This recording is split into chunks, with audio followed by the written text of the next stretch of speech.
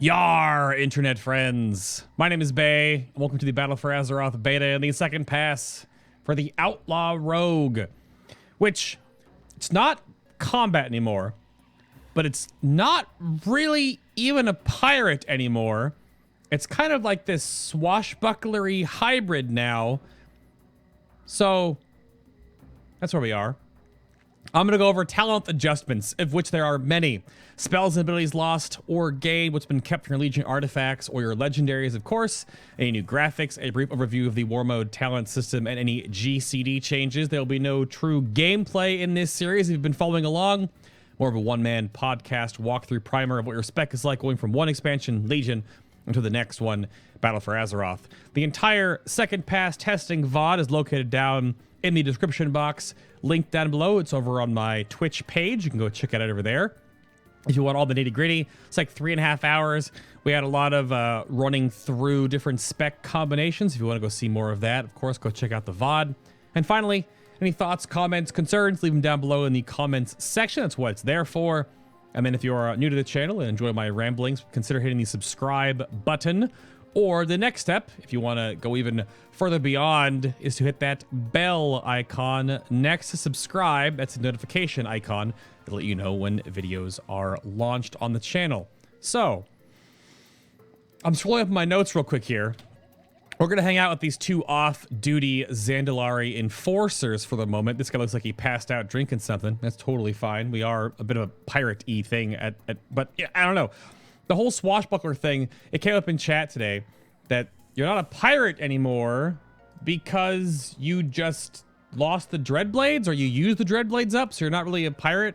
And also Cannonball Barrage is gone. So, whichever. There's a lot of under-the-hood tweaks here. Let me pull up my notes, and we'll go through all of them, shall we? Sadly, a bunch of the bugs that I found in the alpha are still here. So that's unfortunate. There's a lot of little things that are not really important, except like the Between the Eyes new Prey on the Weak interaction with bosses is still working, which should not be, but regardless of that, there's other tooltip bugs and things that are there. But looking at this, and you can correct me if I'm wrong, we went through comparing live to BFA. Of course I have gear on and some haste right now, but this is Deja character stats before all the comments ask me. DEJA character stats shows all these different things you can customize, whatever you'd like to show as well. But energy regen is the first thing I wanted to bring up, because Subtlety Rogue and Assassination Rogue have 10 energy per second. And then, of course, every 10% haste is an extra 1.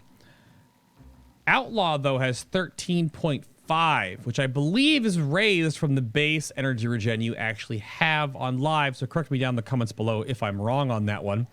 But that's interesting now, because it makes haste and then haste scaling benefits talents like that Slice and Dice and Vigor, most importantly, actually work better to give you more energy regen, which may or may not be a thing you need as Outlaw, but a lot of the base stuff here is interesting. So Roll the Bone still does not have anything in the tooltips or anything in the spellbook that tells you what any of these abilities do. Buried Treasure is plus 4 energy per second, which is equivalent to 40 haste. The Grand Melee is a 55% attack speed amp, 25% leech. Broadside is that your combo point generators will do 1 additional combo point and a plus 20% damage on all generators. Skull and Crossbones is that your Sinister Strike, more on that in a moment, gets a 30% additional chance to strike an additional time. Shark Infested Waters was updated to now be called Ruthless Precision. This is a 60% between the eyes critical strike chance buff and 20% on everything else. So the synergy to actually use between the eyes with the old Shark Infested Waters, now Ruthless Precision, is definitely there. True Bearing still exists. It's a cooldown reduction on many of your abilities, the same CDR that you have with your passive Restless Blades. So baseline, it's Vanish, Adrenaline Rush, Grappling Hook, that's baseline now, Sprint, and your Stun between the eyes. Then it'll work on talents, Ghostly Strike, Marked for Death, Killing Spree, and Blade Rush. Your mastery had a bit of a huge overhaul. I don't know if this will make it better or worse or the same. On live right now, your mastery scales the chance for your offhand to attack. Now, main Gugabashama. If you haven't been here before when I did an Outlaw video, every time I say main Gubachbang, I say it differently. Because why not? It's fine. So it's a flat chance, 30%, for your main hands to trigger the offhand attack. Now your mastery scales the damage formula for that offhand attack.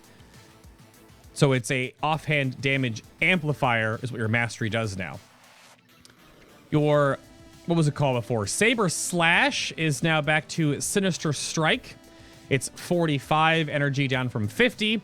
A 35% chance to hit an additional time, making your next pistol shot half cost, but deals double damage versus the version on live right now where it's just the next pistol shot is free, which is basically the legendary bracers being added in baseline, kind of. And the additional hit of Sinister Strike does not grant an additional combo point, just deals damage again. Run Through was renamed to Dispatch. You can no longer dispatch with a dagger in the main hand, but you can still Sinister Strike, which is weird. However, this brings up the offhand dagger question because of main Guajma and combat potency obviously have a synergy there. But overall, if you have a weaker offhand damage-wise, which will mean that your overall damage from your mastery is determined by weapon damage and DPS. Higher DPS daggers could be an upgrade that you'll use in the offhand. You cannot use a dagger in the main hand because now you can no longer dispatch. You can do everything else with daggers, you just can't use your main finisher. So don't do it. It wouldn't work. But that's an interesting one. Of course, the Ravenholt guys, the ones that are in Discord, you know, they'll figure out all the math crafty, sim crafty stuff if you're putting an offhand dagger or not. Currently, I have to use 2 fist weapons, which these fist weapons do awkwardly sit here on my hips, but that's not how they're supposed to work. I have no idea, but they do right now, so don't think much of that because other fist weapons disappear when you actually use them. So I wonder how that's going to work. But we have Shroud of Concealment now is a ridiculous range. It's 30 yards now. And of course, the joke from Alpha was that people will still find a way to walk out of this. Probably. Grappling Hook is baseline. It's a 1-minute cooldown. There's a new talent called Retractable Hook. Take 30 seconds off of it. So get all of your Grappling Hook needs. And yes, you can sort of Grappling Hook up ledges if you are positioned properly. And yes, I did just Grappling Hook while I was in stealth, just to confirm. People were wondering about that. Gouge is a 15-second cooldown now, up from 10. Feint was, and I rarely ever use this word, but we knew this was coming. Feint was nerfed. It's a 15-second cooldown now, up from 0. It's a 40% DR to AoE attacks, down from 50. And it costs 35 energy with a 1 second, of course, global cooldown for being a rogue. If you didn't know Feint was going to get nerfed, I don't know. Cloak of Shadows also copped a bit of a cooldown nerf as well. Added 30 seconds to the cooldown. Now it's 2 minutes, up from 90 seconds. Bribe was removed, and of course the talent that went with Bribe was also removed. Blade Flurry. The namesake of this video, I think. As I'm recording, I haven't named the video yet, but I'm pretty sure. There is a big discussion we had on stream that the Outlaw Rogue now, because of the change to Blade Flurry, more or less will be either, are you using Blade Flurry or are you not?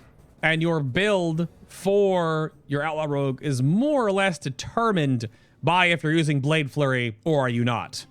Because everything else and so many of the builds that we'll go through in a moment are all very tied to AoEing or cleaving or not even Blade Flurrying and just single targeting overall. That is a huge change. 2 charges, 25-second recharge, not affected by Restless Blades or True Bearing or Haste. 12-second duration, costs 15 energy. 45% of all of the damage you do to your target you're attacking hits within an 8-yard circle around the rogue, up from a 30% amount of damage. Energy regen reduction removed. Main Gugamachuga's procs, your mastery, will also work in the Blade Flurry window and will Blade Flurry. Ghostly Strikes will apply the Amplify to the damage of the main target and then will be transferred by Blade Flurry as well. Killing Spree, the same thing. All that works in tandem. Last little bit of maintenance here is that Between the Eyes, which is your range stun, energy cost reduced to 25, down from 35. Cooldown increased to 30 seconds, up from 20, because it works with Restless Blades now. And again, we went over the Roll the Bones synergy. You will be wanting to use this with that crit modifier, because even if it doesn't crit, it's still cheaper, right, than a dispatch. So the damage to energy regen is there. But even if a dispatch has like 50% crit and may scale to do more damage with Azerite gear, Between the Eyes, way higher crit, 80 plus to 90% crit with actually real gear, because the 60% modifier on the Ruthless Precision Roll the Bones will more often than not do just a little bit more damage. Right now it's like 130 or 140 more damage on average on this level, but that's not including any Azerite traits or any 120 madness or any final numbers tuning, so it doesn't matter. But that's there.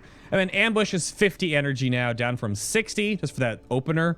Your opener is probably going to change now. I don't think you're going to be locked into playing the Marked for Death, and you open with Marked for Death, and you roll the bones instantly, and you go to town. So, again, here is what Blade Flurry looks like. We'll just hit some buttons here. We'll go ham. That's not what I wanted to do. There's some weird latency on the alpha right now, or the beta right now, rather, the beta servers, where it's duplicating abilities. I'm hitting them like once on the global, and it hits them multiple times sometime, which is really weird. And again, just so you know, that Blade Flurry is a butt cleave. It hits around the rogue in a circle, 8 yards. And yes, Acrobatic Strikes makes it 11 yards. So you can take that if you need a little bit more of that AoE range. So just, that's what it looks like. And everything talent-wise is going to be incredibly determined by, again, are you Blade Flurrying or are you not Blade Flurrying? That's a huge thing with the Outlaw Rogue. And before I get into that, I'll show your talents off. We'll leave this here.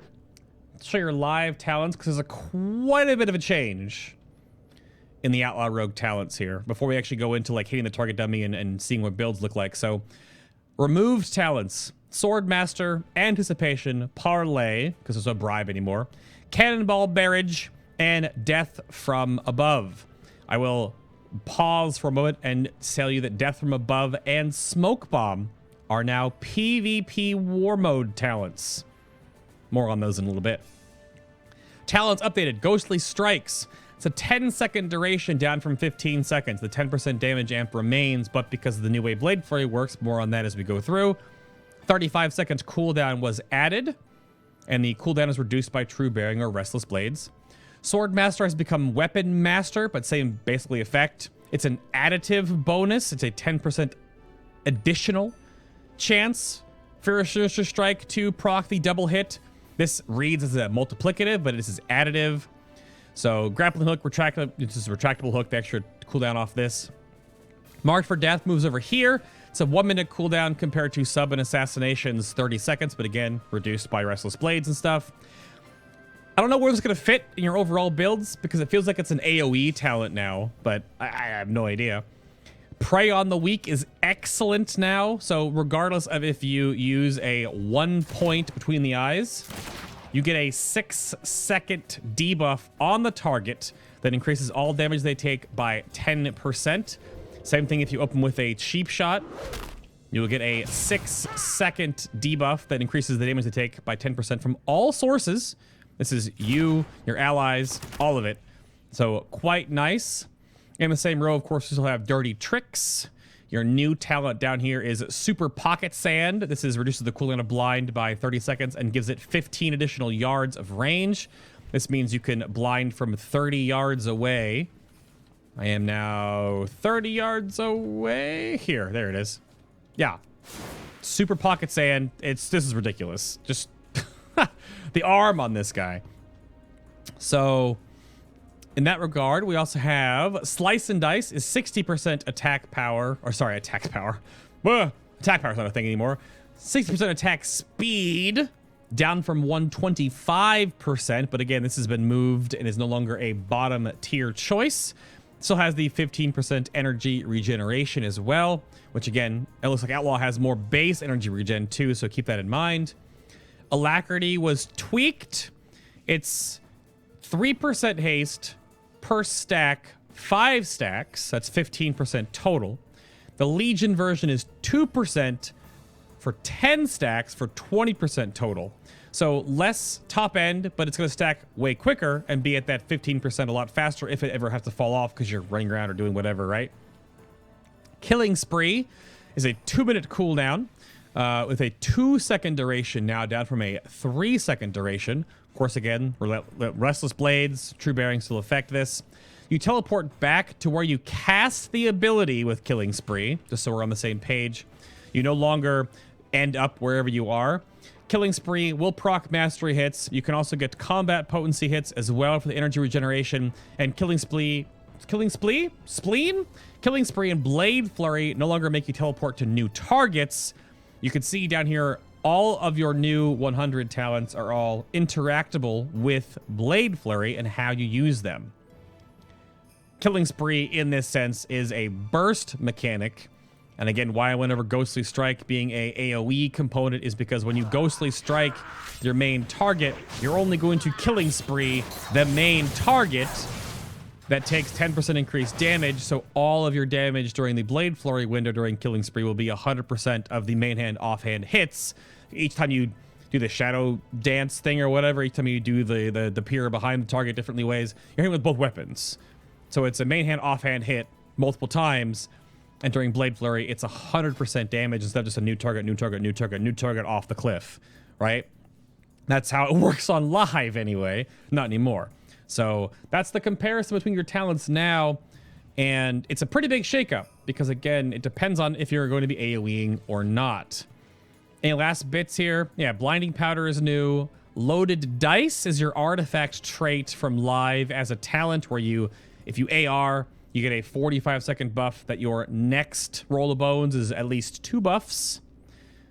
Then we have the updated Killing Spree. We have Blade Rush here. I'll show this off when I do some builds in a moment. 45-second cooldown, 20-yard range is a micro charge, essentially. You'll deal physical damage to the main target, half of that to all nearby enemies. Again, nearby means 8 yards. When Blade Flurry is active, the damage to the non-primary targets, the AoE cleave, will go up to 100%. So it does full damage to the main target and full damage to everything else around it. And then Dancing Steel. This is increases the duration of Blade Flurry from 12 seconds to 15 seconds, and it's damaged by 5%.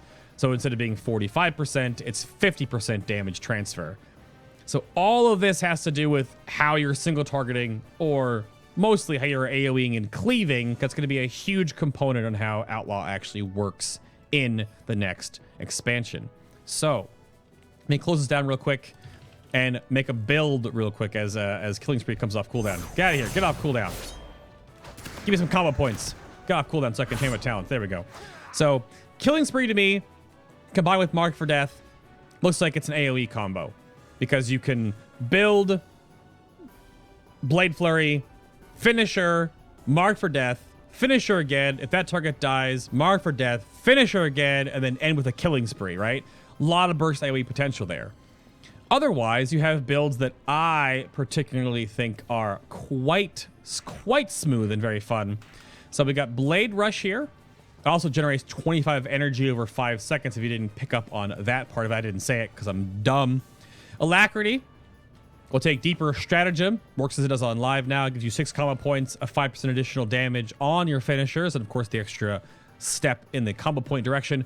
And Quick Draw, so half cost use of pistol shots, deal additional 50% more damage on top of dealing double damage and generate 1 additional combo point. So the overall build, I don't know how your opener would be. I'm going to assume you're going to ambush your target and then go to town am probably going to Adrenaline Rush at the top here.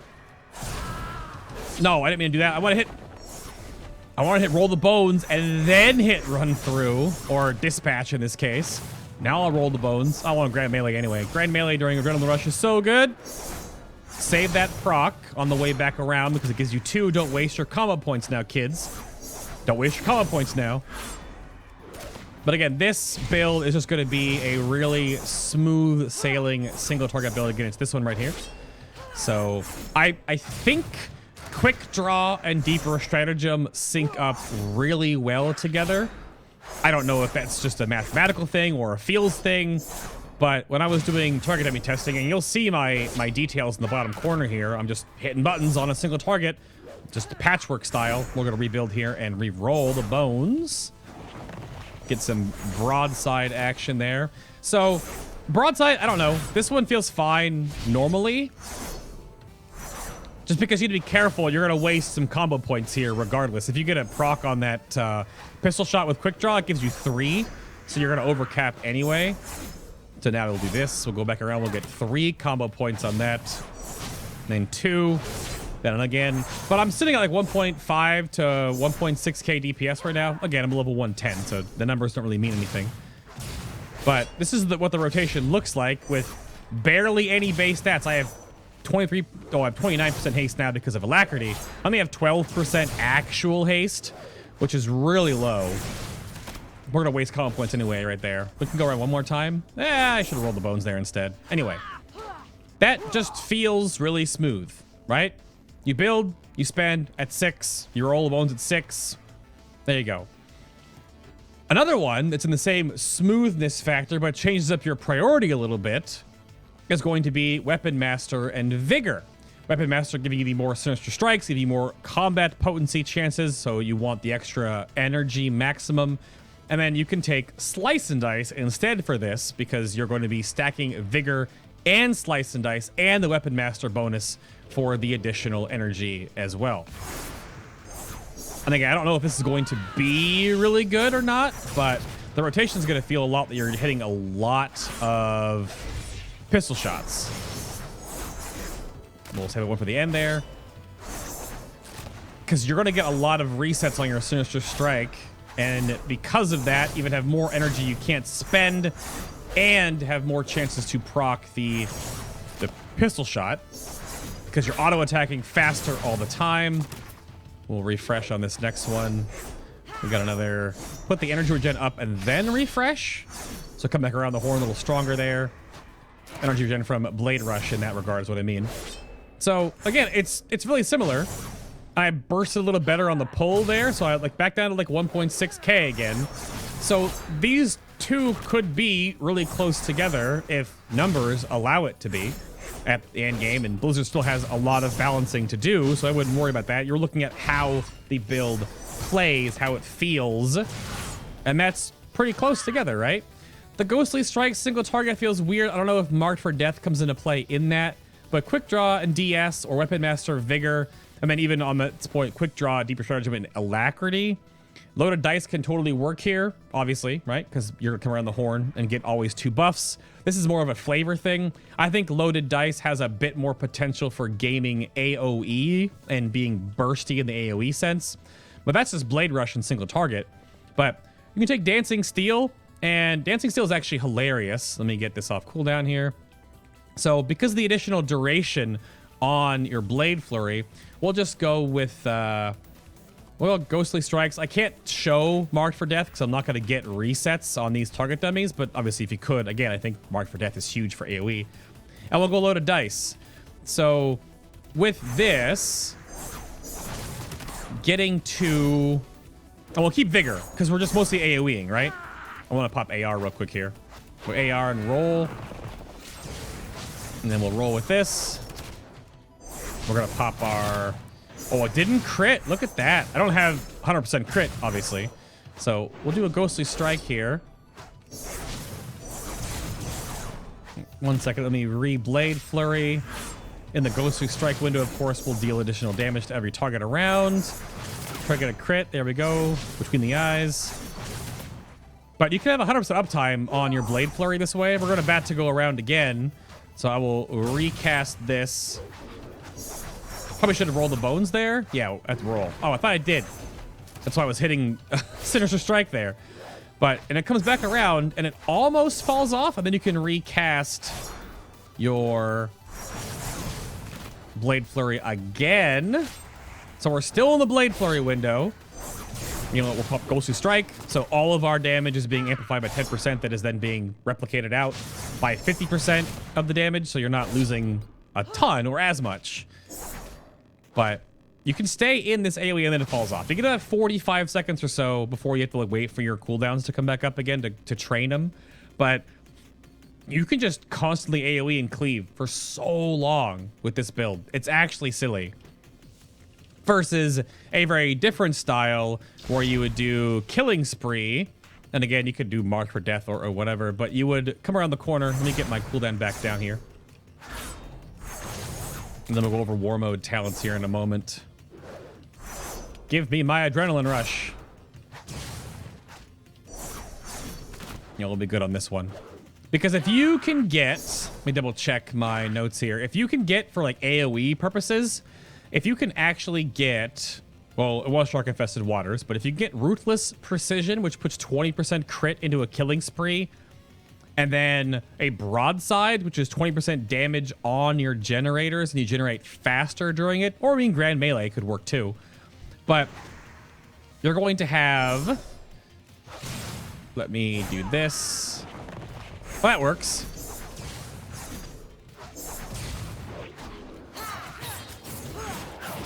I mean, that's a hefty amount of burst damage. You end, of course, with a run through or two. And put it back up again. So obviously it has to be a little more bursty since you played around the Killing Spree window there and you put Ghostly Strikes on your target.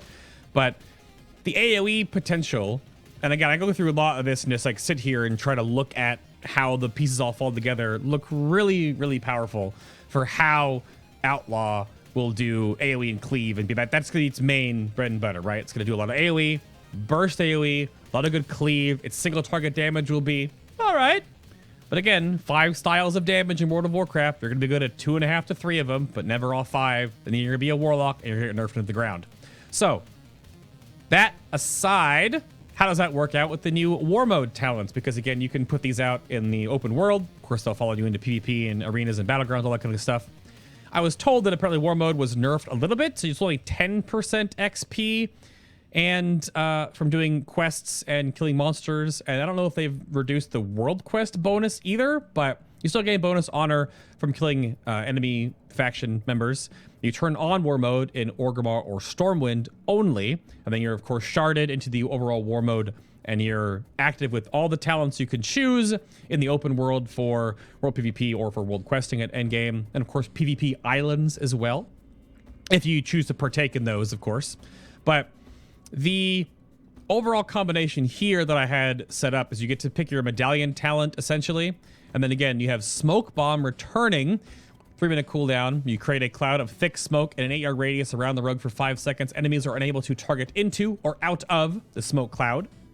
Death from Above returns as a PvP talent in the War Mode stuff. It's a 30-second cooldown. Doesn't have the whole AoE flourish, and then you come back down and do like a big modifier damage. It's just literally a 15% stronger, in this case, dispatch. So it's still a bit more of a burst, but you don't have like the shadow damage thing, and then you probably still have the animation, I imagine, but I can't test this specifically, but that looks pretty good. And then of course you can take anything else in here. So you can go check out the, on WoWDB or on WoWhead, they have the calculators updated. You can look at any of these talents. They're almost all the same except for the new ones that have been added.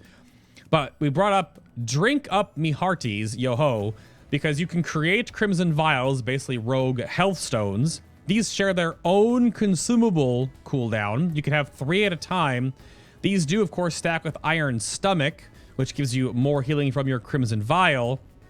So the potential tankiness of the Outlaw Rogue in World PvP is going to be hilarious, or their group, because I mean, this is just health stones for everyone else, but the fact that they're 2 different cooldowns for you and they stack with Iron Stomach is you can actually heal for, I think it's 80, what is it? It's 84% of your health if you combine both together over 6 seconds, Of course, you still have Cloak, still have Feint, still have Grappling Hook on a 30-second cooldown technically, right? You still have Vanish, still have Riposte. This will be a lot of, and just get some grand melee, roll the bones, and have 25% leech and good to go, right? So a lot of interesting tankiness on the Outlaw Rogue. And you have Smoke Bomb back too, which is another defensive in that PvP realm. But you can build whatever you'd like. Go through and grab whatever you would want to put together, right? You always have, you know, Boarding Party and Plunder. You still have Dismantle, which prevents the use of weapons or shields for 6 seconds on the target. So that's also a defensive. Being Control is king. This is the free adrenaline rushes when anyone else CCs anyone within 40 yards of you. So there's a lot of really strong possibilities here. So let me know in the comments down below what your war mode build would be. A quick note on the GCD stuff here. Crimson Vial is on the global. That was added. So Cloak, Vanish, and Riposte are all off. So if I Cloak, if I Riposte, if I Vanish, no global cooldown. But Feint is on the GCD because it is now unable to be spammed. I mean, it's on the GCD now, but you don't notice it because you can just put it up and spam it and do whatever you want. But with the cooldown, it is just whenever you need to use Feint, you can still use it. And of course, Elusiveness is still there to buff your Feint even more. But now proper Feint timing will come into play for both PvP and PvE. These silly Weapon X fist weapons look so weird. But let me know what you think of the Outlaw Rogue. Not a whole lot was tweaked and changed from the alpha, but definitely looks solid. I rambled a bit more than I should have in this video, but if you enjoyed my rambles, feel free to hit the subscribe button located down below by the comment section in the video description box as well. Again, check out the VOD if you want more Outlaw Rogue testing and discussion, or check out my links for my social media, my Twitch channel right down there where I do all the live testing for all these specs. If you want to be part of that, go follow me over on twitch.tv/FinalBossTV.